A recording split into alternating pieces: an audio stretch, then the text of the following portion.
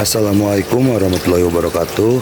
Apa kabar sobat-sobat semuanya? Oke, mari kita lanjutkan saja ceritanya. Tapi seperti biasa bantu tekan tombol like terlebih dahulu. Bab 843 Monyet Batu menangis dalam perjalanan mendaki gunung. Chu Chen mengulas legenda monyet batu dari mulut seseorang yang bertugas di daerah wisata tersebut. Menurut legenda, ada seorang pria kaya bernama Seng Fugui di desa Xianyuan, Kabupaten Taiping. Ia memiliki seorang putri bernama Mingzu, yang cerdas dan cantik. Ada sebuah gunung tak jauh dari desa Xianyuan. Ada sebuah gua di gunung itu, dan ada seekor monyet pintar yang tinggal di dalamnya. Setelah itu, monyet itu menjelma menjadi manusia, menamai dirinya Zhang Junwu, dan melamar lelaki tua itu. Pada malam pernikahan, Ling Hou mabuk dan Mingzu mengetahui identitasnya, jadi Mingzu melarikan diri.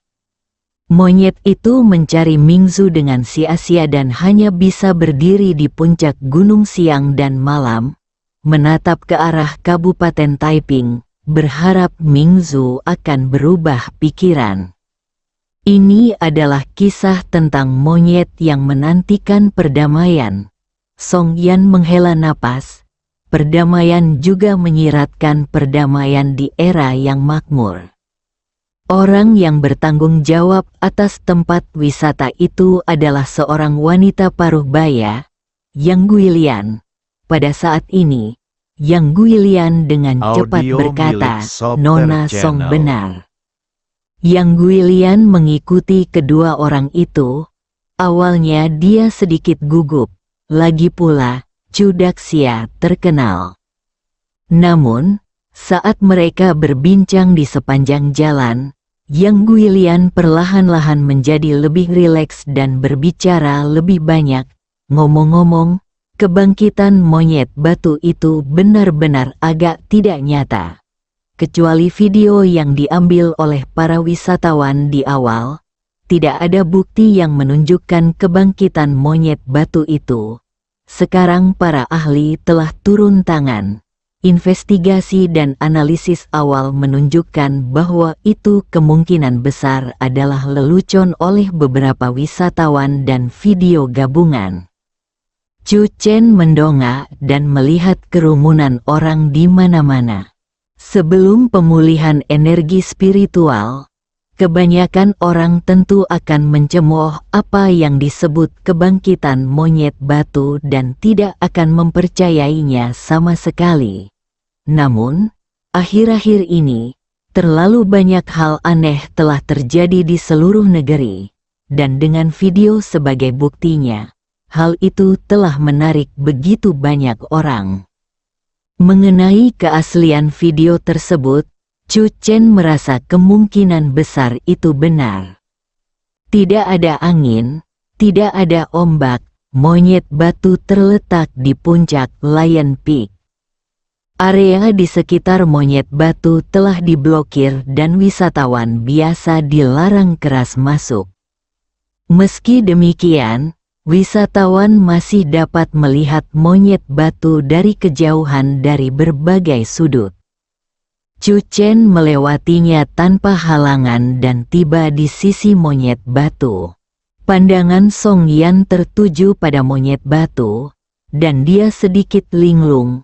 Sepanjang jalan, dia mendengar cerita tentang monyet spiritual yang berharap kedamaian. Ketika dia benar-benar melihat monyet batu, hati Song Yan sangat tersentuh. Jika legenda itu benar, betapa hebatnya jika monyet itu akhirnya mendapatkan mutiara itu. Song Yan mengulurkan tangannya dan membelai monyet batu itu dengan lembut. Dia merasakan sensasi dingin di telapak tangannya. Tetapi pada saat itu, pikiran Song Yan agak linglung, dan dia sepertinya merasa bahwa monyet batu di depannya itu nyata. Yang Guilian mengangkat kepalanya dan tiba-tiba menutup mulutnya. Dia mundur beberapa langkah, matanya terbuka lebar, dan menunjuk ke atas. Setelah beberapa saat, suaranya bergetar, "Monyet batu." Monyet batu itu menangis. Selain Chu Chen dan teman-temannya, ada juga sekelompok ahli yang dikirim oleh pemerintah. Pada saat ini, semua orang melihat ke atas. Semua orang terkejut, bahkan ada air mata yang jatuh dari mata si monyet batu. Seruan terdengar satu demi satu. Seseorang di antara kerumunan di kejauhan juga berteriak. Sewaktu mereka menonton, banyak dari mereka memegang teropong. Monyet batu meneteskan air mata. Ya ampun, benarkah si kera batu sudah bangkit kembali? Begitu Tuan Chu tiba, monyet batu itu mulai menangis. Apakah ia ingin Tuan Chu membantunya dengan sesuatu? Terjadi keributan di antara orang banyak. Pada saat ini, hujan ringan mulai turun dari langit. Semua orang terkejut. Seseorang langsung tertawa dan berkata, "Kamu terlalu sensitif. Apa maksudmu monyet batu itu menangis? Jelas-jelas sedang hujan. Dan hujan itu kebetulan jatuh di mata monyet batu." Ternyata itu hanya suatu kebetulan. Seseorang membawa payung. Chu Chen memegang payung dan berdiri di samping Song Yan. "Istriku, bagaimana menurutmu?" tanya Chu Chen. Song Yan ragu-ragu sejenak. Sebelum melihat monyet batu, dia merasa bahwa cerita tentang monyet batu yang melihat Taiping lebih mungkin merupakan ciptaan manusia. Namun, ketika dia benar-benar melihat monyet batu, Song Yan merasakan jiwanya berdenyut dan ada kesadaran di dalam hatinya. Ini mungkin benar. Terutama ketika saya menyentuh monyet batu tadi, saya melihat dua garis air mata yang ditinggalkan oleh monyet batu. Song Yan mengungkapkan pikirannya. Chu Chen menatap monyet batu. Hujan semakin deras. Banyak wisatawan bergegas menuruni gunung. Ada pula yang berhenti di tengah hujan, karena yakin bisa melihat si monyet batu berdiri. Apalagi ia baru saja menitikkan air mata. Ada yang bilang itu hujan, ada pula yang bersikeras itu pasti air mata monyet batu. "Kita istirahat dulu." Chu Chen membawa payung dan berjalan menuju paviliun di puncak gunung bersama Song Yan. Song Yan menatap Chu Chen dengan heran. "Mengapa kamu tidak berkomentar apapun tentang monyet batu itu?" Chu Chen tersenyum tipis. "Karena aku sudah tahu apa yang sedang terjadi." Song Yan terkejut dan menatap Chu Chen dengan mata penuh tanya. "Monyet batu itu memang tidak sederhana," kata Chu Chen. Dia merasakan aura yang mirip dengan dua lempengan batu dari monyet batu itu. Akan tetapi, ada terlalu banyak orang di sekitar, sehingga membuat Chu Chen tidak nyaman untuk menyelidikinya. Selain itu, monyet spiritual yang menanti kedamaian adalah simbol Gunung Huangshan. Tidak mungkin bagi Chu Chen untuk langsung menghancurkan altar dan mengeluarkan lempengan batu seperti yang dilakukannya di altar di Gunung Langju.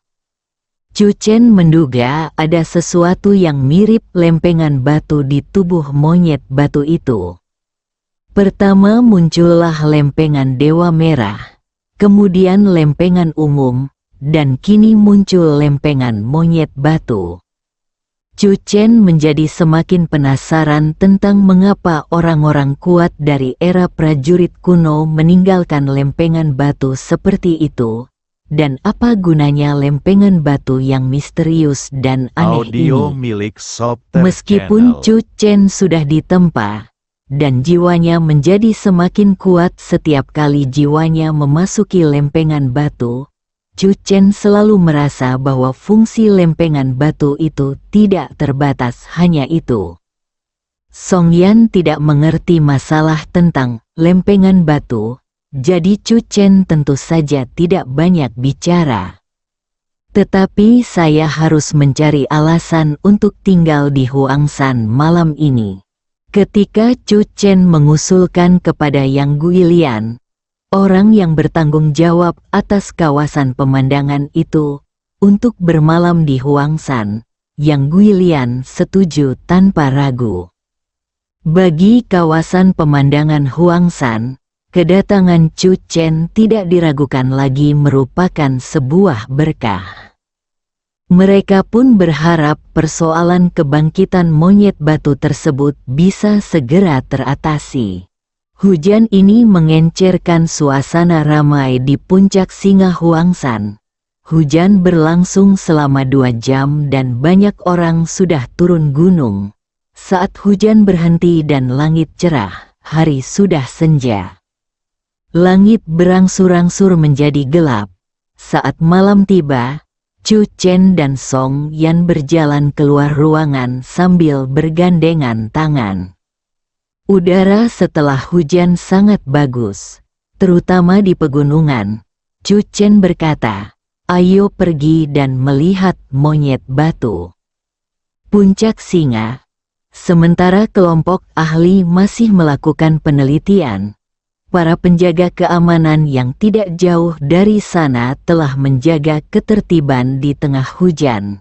Namun, tidak ada wisatawan di gunung sekarang, dan banyak penjaga keamanan duduk di tanah dalam kelompok 2 atau 3 orang.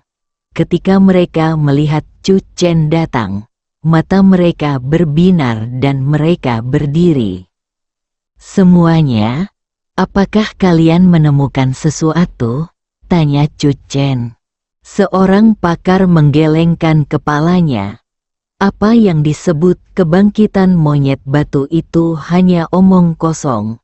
Kami telah menyelidiki selama seharian dan tidak dapat menemukan tanda-tanda kehidupan pada monyet batu itu. Chu Chen melihat saat itu dan tiba-tiba mengulurkan tangannya. Saat kedua telapak tangannya bersentuhan, pemandangan di depan Chu Chen langsung berubah. Bab 844. Tidak pernah benar-benar mati saat telapak tangannya menyentuh monyet batu. Jiwa Chu Chen telah menembus ke dalamnya. Dia merasakan aura dari monyet batu yang mirip dengan 2 lempengan batu yang pernah dia rasakan sebelumnya. Saat jiwanya menembus monyet batu, sekelompok besar gunung muncul di depan mata Chu Chen. Di atas gunung, ada awan dan kabut, dan cahaya merah muda dari langit ada di mana-mana. Energi spiritual antara surga dan bumi meluap. Dapat dikatakan itu adalah surga di bumi. Ini bahkan lebih kuat daripada energi spiritual Gunung 100.000 yang terlihat dari batu tulis merah dewa. Chu Chen diam-diam menghela napas. Tidak heran ada begitu banyak orang kuat di era prajurit kuno dan peradaban seni bela diri kuno sangat cemerlang. Di bawah pengaruh energi spiritual langit dan bumi seperti itu, bahkan orang dengan bakat yang buruk akan mampu mengatasi semua rintangan dan menerobos jalan prajurit. Jiwa Chu Chen seolah ditarik oleh sesuatu, melintasi pegunungan dan tiba di sebuah gua. Chu Chen melihat ada seekor monyet di dalam gua, berbaring malas di atas batu di dalam gua.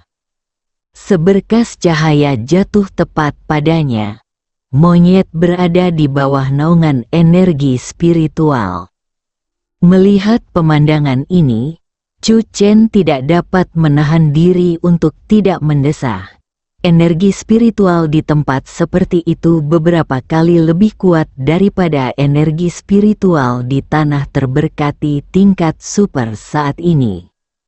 Chu Chen memikirkan kisah legendaris itu. Monyet itu berlatih di Gua Puncak Singa di Gunung Huangshan selama 3.600 tahun. Setelah akhirnya mencapai tingkat tertentu, ia turun gunung dan mengubah namanya menjadi Zhang Junwu dan bertemu Mingzu. Sinar cahaya yang menyelimuti monyet itu adalah energi spiritual antara langit dan bumi. Ketika sinar itu menjadi cukup pekat, maka akan menjadi terang. Hari-hari berlalu satu demi satu. Jiwa Chu Chen seolah tengah menjalani kehidupan seekor monyet. Kecuali makan dan buang air besar setiap hari, monyet-monyet itu berbaring di atas batu dan menerima baptisan energi spiritual dari langit dan bumi. Saat itu, ia hanyalah seekor monyet biasa. Tanpa kecerdasan apapun, ia hanya merasa bahwa cahaya membuatnya merasa sangat nyaman. Waktu berlalu cepat, tahun-tahun berlalu bagaikan pesawat ulang-alik. Dunia telah berubah secara dramatis.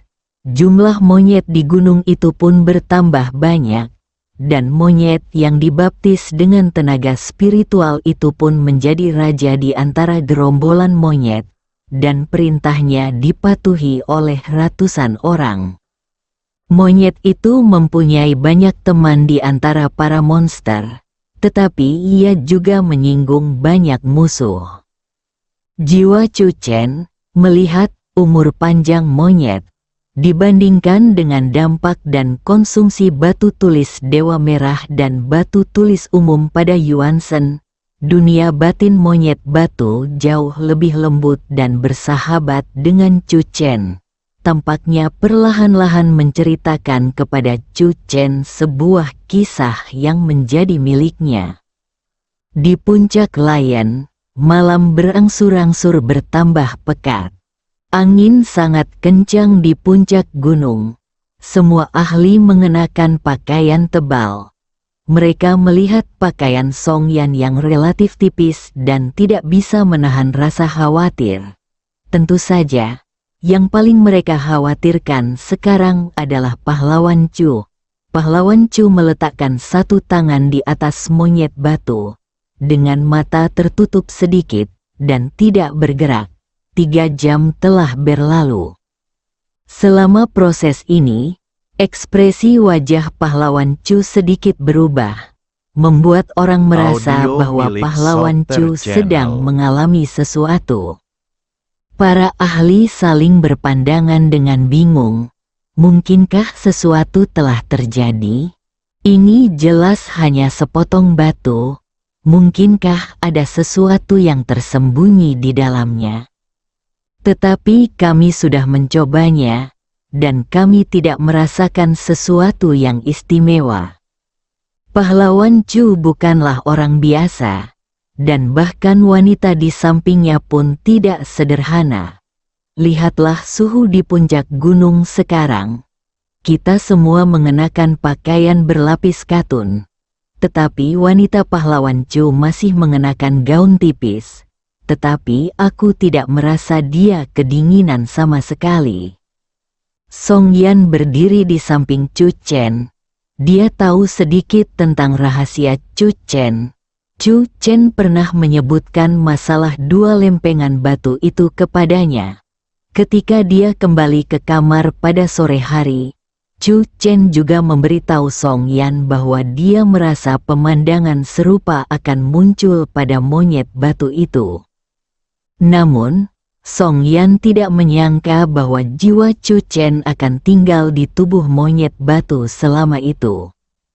Namun, tidak ada kelainan pada tubuh Chu Chen saat ini.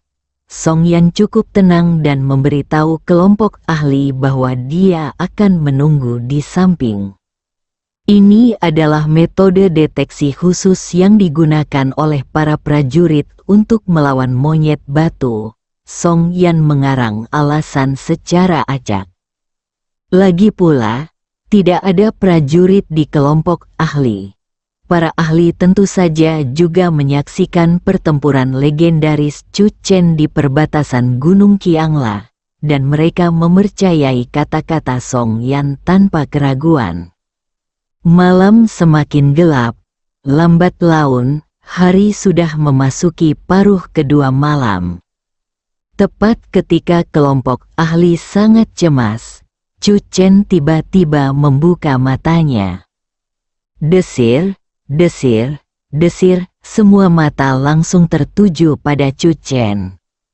Ada sedikit kedalaman di mata Chu Chen, dan untuk sesaat dia merasa seolah-olah dia telah melihat perubahan kehidupan.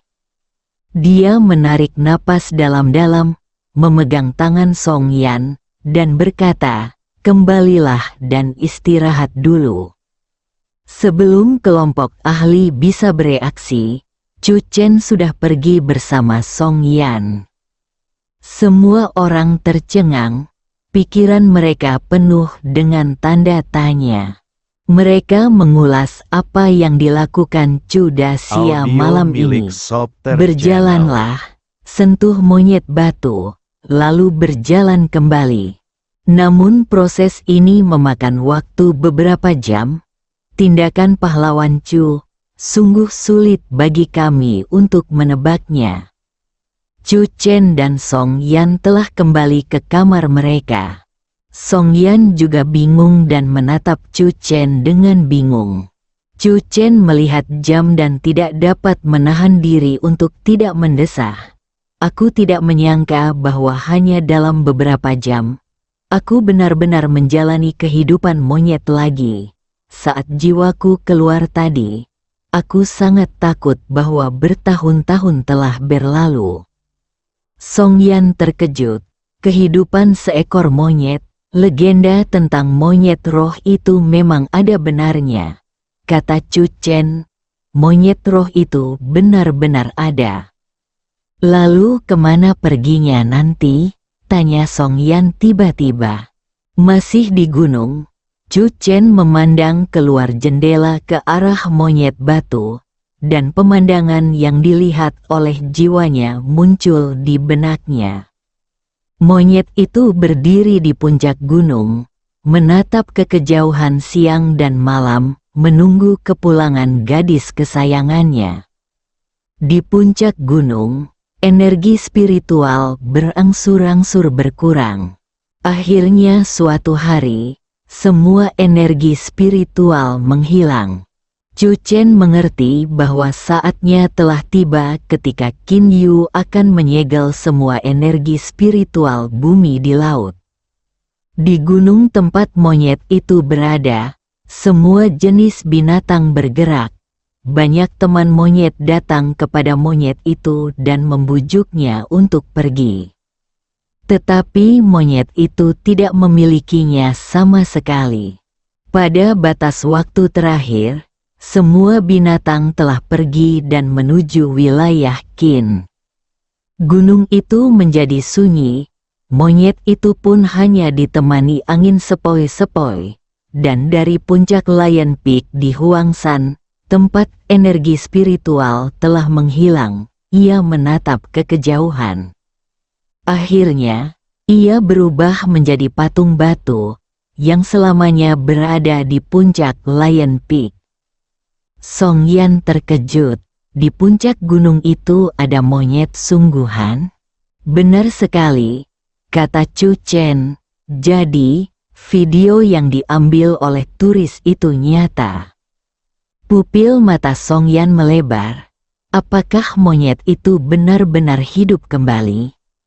Ia tidak pernah benar-benar mati, jadi bagaimana ia bisa dibangkitkan? Chu Chen menarik napas dalam-dalam.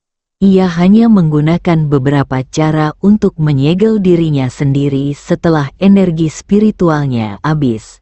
Sekarang setelah energi spiritualnya dihidupkan kembali, ia akan perlahan-lahan bangun. Chu Chen tidak dapat menahan diri untuk menarik napas dalam-dalam lagi. Malam ini, dari roh kera, Dia telah menemukan rahasia terbesar yang tersembunyi di batu tulis merah dewa dan batu tulis umum. Baik Dewa Merah maupun Jenderal Hengdao, mereka tidak pernah benar-benar mati. Bersambung.